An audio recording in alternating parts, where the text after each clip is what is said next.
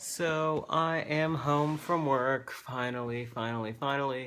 Um, and I realized I haven't talked about the apartment we live in. So I should do that. So we got our apartment, even though it's in the center of the city and really close to the train station, incredibly cheap. We have a 2 LDK, and we're paying for ours what I've heard people paying for a 1 LDK, uh, about a 20-minute walk from the station. So you're asking, okay, what's wrong with the apartment? And we sort of did too. We had a price range and we looked at some places, and the only place that came even anywhere close to this was almost twice as much a month. So we decided that we did like the place, and because we went through a realtor, which is pretty typical. And as we were finishing our contract and everything, before we go to sign, the guy says, "There's one thing I need to tell you about the apartment. Not a big deal, rumors are rumors after all, but there is a small rumor that's probably not even true. No one really is sure, but it's a rumor nonetheless. We want to make sure you're aware of that your place may possibly be haunted. Just, might be." And my spouse's boss had gone with us, just to make things go a little bit smoother. His Japanese is a lot better, and he's lived here and bought property here before, so he knows a little bit more about the system than we did. And he's like, foreigners don't care about ghosts. They don't believe in ghosts. And the guy's like, oh, perfect. So let's tell you, your building's haunted. And yeah, there's the ghost of a woman who killed herself somewhere there. But, like you said, they're not real, so no problem. Why don't we go ahead and sign that paperwork? So um, so we knew that that was the reason why the price was so low. But as we started to meet people for the first time, everyone asked us about where we lived. And, we would say the name of our building, but the name has changed in the last couple of years. So we'd say, and they wouldn't know, and they'd be like, well, where is it about? And we're like, oh, it's the tall, round building by the station. And they're like, the haunted place? Or they'd be like, oh my god, that sounds great. And like they had a secret that they didn't want to tell us. But we knew. We knew about the ghost, so we told them, yes, the haunted place. Or if people still didn't know, we'd be like, it's haunted. And they're like, I know exactly where you live.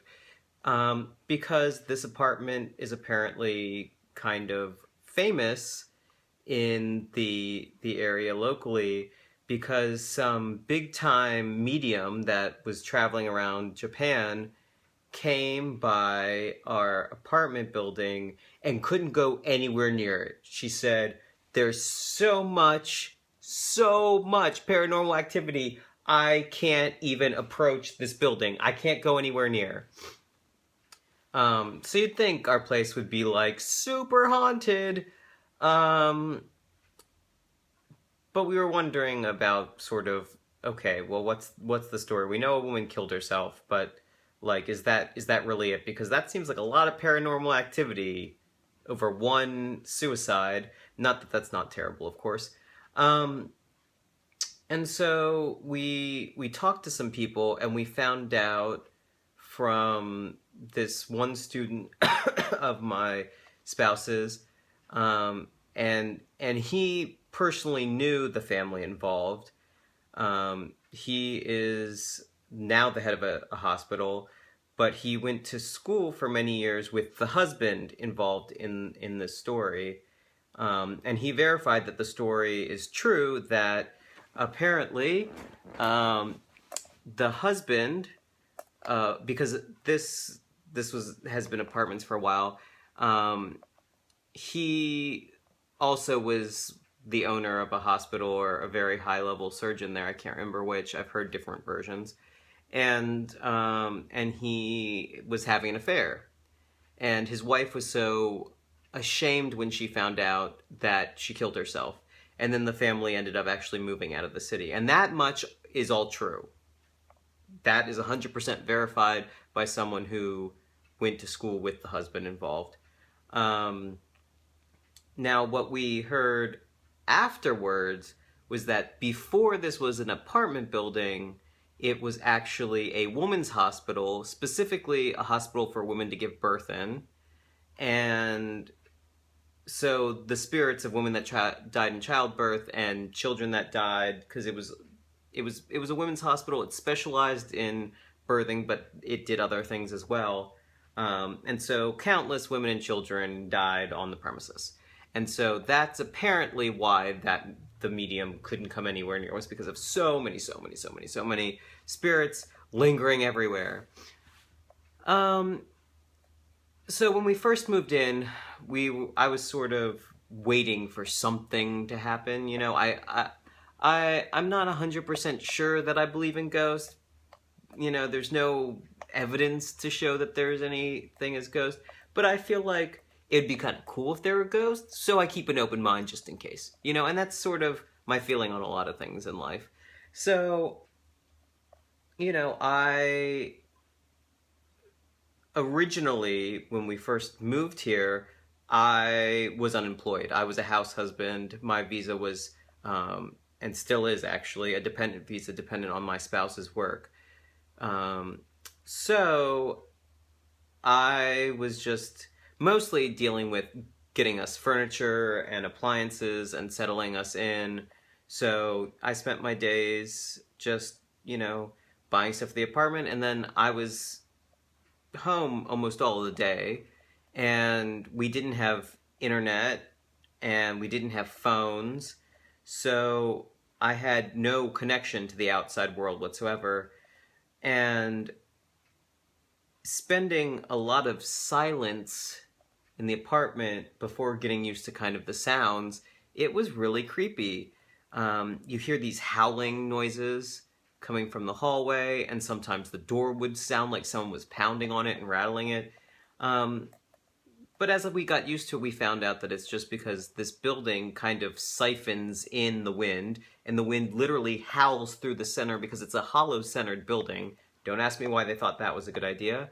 And so wind actually will push its way through the front doors, particularly if somebody's coming in, and just swirl through the center of the building, particularly when it's really windy, which it is often here.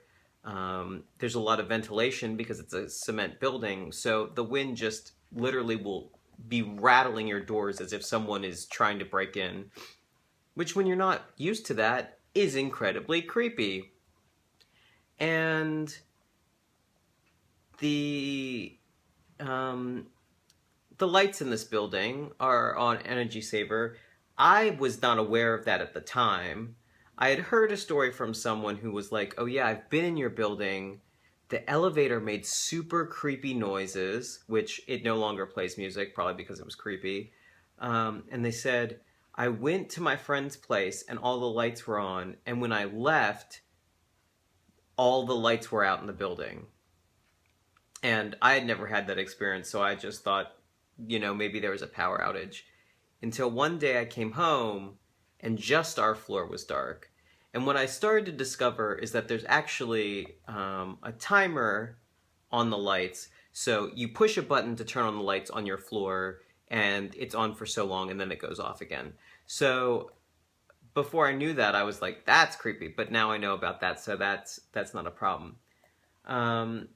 And mostly you can't hear other people in their apartments, but there are some noises that come through.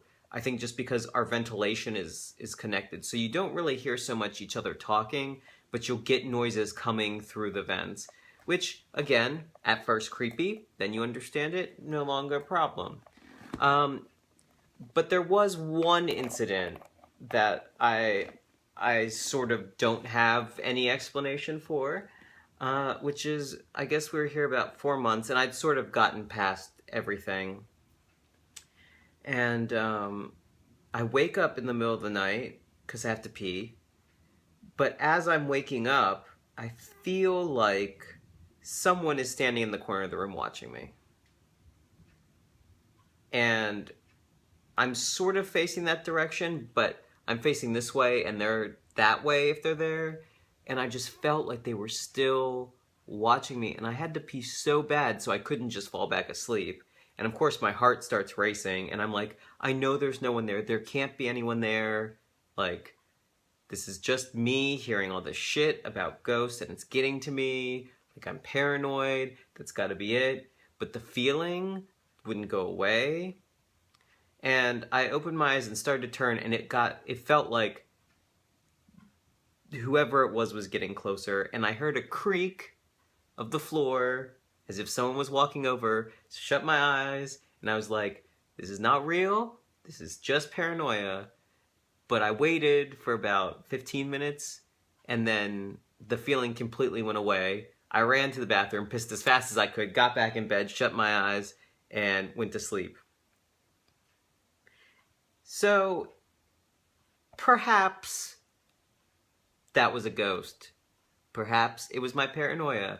I will let you be the judge of what you think it was, because I honestly couldn't tell you one way or the other. I was half asleep, so... creepy, yes, it was definitely 100% creepy. 100% creepy. Don't misunderstand. But I don't know if it's a ghost. So that's about all that's happened. You know, I'll get a couple, I guess you could call them cold spot feelings, in just one half of the apartment, which is actually, ironically enough, the place where I record the Thronduo videos. If you've been watching those, with the star curtain, that room, it's a fucking creepy ass room. But, you know, it's the only place that I have to record other than this shaky business here at the couch. So, yeah, that's literally the only things that have happened. I have to say I'm rather disappointed for a place that's supposed to be so supernaturally active that I had one creepy night thing happen and then a couple just feelings of being a little bit off or a little cold chill. Where is my big ghost event? Not that I want something really terrible to happen, like the ghost of angrily comes and tries to murder us or anything, but, you know, I expect a little bit more or something, you know, considering how supposedly haunted this place is. If any of you guys have any other stories about ghosts that you want to share with me, I always find them absolutely fascinating. I have a much better Japanese ghost story that happened to me, that I can share, but only if people are interested, because I know that the original request was for me to talk more about Hokkaido, and this happened back in 2000 when I was living in Kanagawa-ken. So, unless you guys really want to hear about that, I will stick just to Hokkaido stuff. And until next time, darlings, take care. Bye.